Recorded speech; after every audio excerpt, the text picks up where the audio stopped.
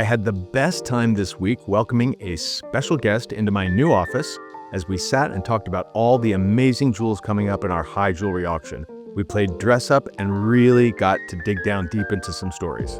We're going to talk today with my friend and colleague, Kristina O'Neill. Welcome, Kristina. Thank you, Frank. Thanks for having me. Kristina is head of Sotheby's Media and also editor-in-chief of beautiful Sotheby's magazine. Here's the current issue. If you haven't seen it already, please get a copy. It's fantastic. Congratulations on this. Have you toured one of our exhibitions yet? Yes. You have. It's the highlight of working here. Well, that's what I was hoping you'd say. This season, more than any in recent years, it is such an eclectic mix. So I just want to dive right in. We are privileged to have a collection of jewelry that comes from Boston. Each one is a masterwork. As much as we love Bulgari, they didn't invent snake jewelry. It was around before. So this is a serpent jewel from the 19th century, rubies and diamonds. Amazing. What year is this from? So this is probably about 1860, 1870. The detail on this piece is insane. And of course the diamond work, all these old mine stones on the head of the snake are so beautiful. So you can see how it is worn as a necklace, but it's completely fitted to be worn as a bracelet. Oh, that's so cool. This is old Tiffany, Louis Comfort Tiffany. Oh, wow. Now you probably know Louis Comfort Tiffany more for the glassworks, right? These are classic stones for a Louis Comfort Tiffany piece. You've got green tourmalines, which they are still known to use. And then the blue ones are Montana sapphires. The light coming through, you really see the synergy between the glasswork and the jewelry. Of all the antique pieces we have this season, this one is not only one of the most unusual and beautiful, but also a bit of a mystery. This is probably circa about 1900. We believe it could have been made by Paulding Farnham at Tiffany & Company. There are definitely some elements of the design that speak to him. You see Renaissance revival, you see a little Indian influence with these fluted emeralds, right? What would you do with this? How would you wear it? I'd wear it over a black turtleneck. Yeah. And with my hair up, of course, because you have to see this style. You have to see that. I mean, this is unbelievable. Yeah. But I love that it's a necklace, but it's also almost like a scarf. And it's got just this little hook here, so you can kind of hook it together. And it's like a little chandelier.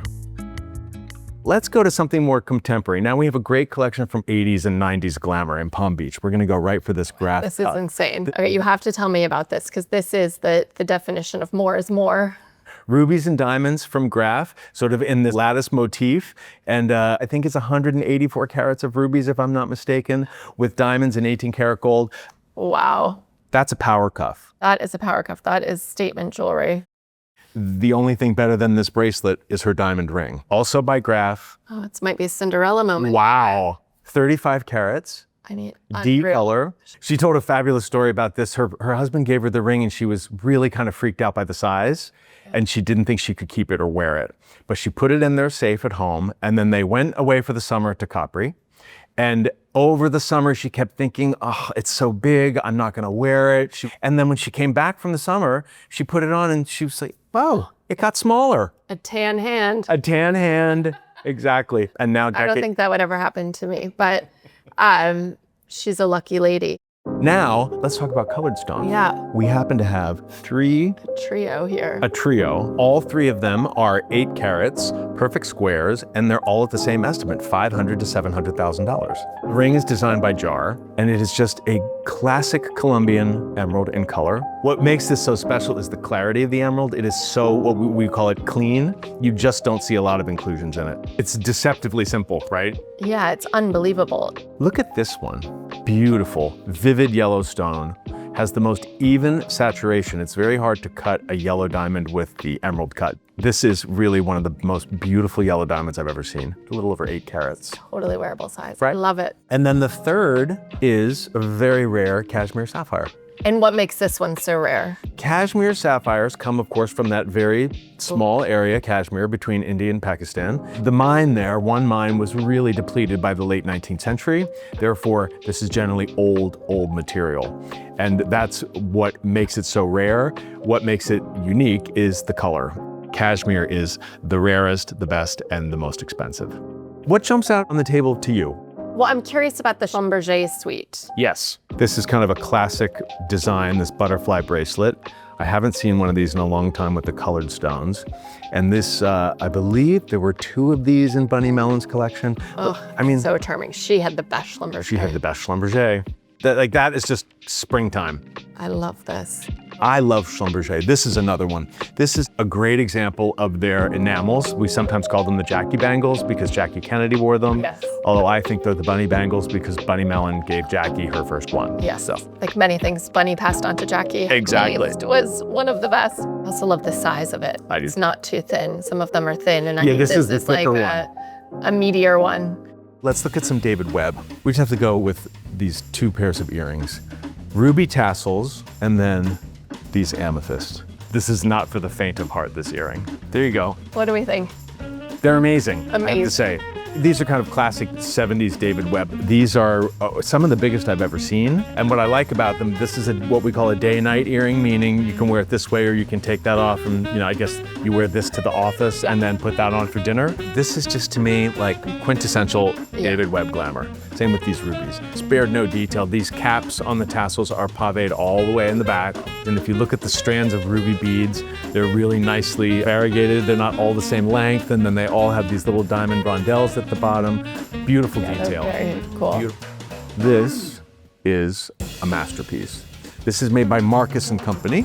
Probably Tell me a little bit about Marcus. American company, very well-respected jeweler. They're not around any longer, but when you go back and see the creations that they were doing, they were absolutely at the same level of quality in terms of workmanship and gemstones as anyone, as Tiffany or Cartier or Van Cleef & Arpels. This is still with the original purchaser, right? Handed down in the family, and that ruby, beautiful Burma no-heat ruby, is almost 10 carats. It's what such a pretty pinky red. It's what drives the estimate of this to $1 million to $2 million. Wow. Which you might not have thought on first glance, but it's all about that stone quality. I happen to just love the design of the piece too, with all those old diamonds in there. So that's a beauty. And the last one we're gonna look at, this is a classic Art Deco bracelet by Cartier, circa 1925, actually 100 years ago right now. Wow, all the different sizes of the diamonds. It's beautiful. And they're random size, but if you look, there is pattern there. Like, this was painstakingly arranged. And I like how the buckle is just as attractive as the, right? Yeah. You must want to wear it out like that. Exactly. Kristina, this has been a treat. Thank you so much. Thank you for letting me come and play dress up. My pleasure, and I hope you can come see the whole exhibition. We will open on the 6th of June, and then the high jewelry will sell on June 13th. That's the live auction for about 100 lots of high jewelry, but then there are hundreds of pieces of fine jewelry in the online sale, and that will close on the 16th of June.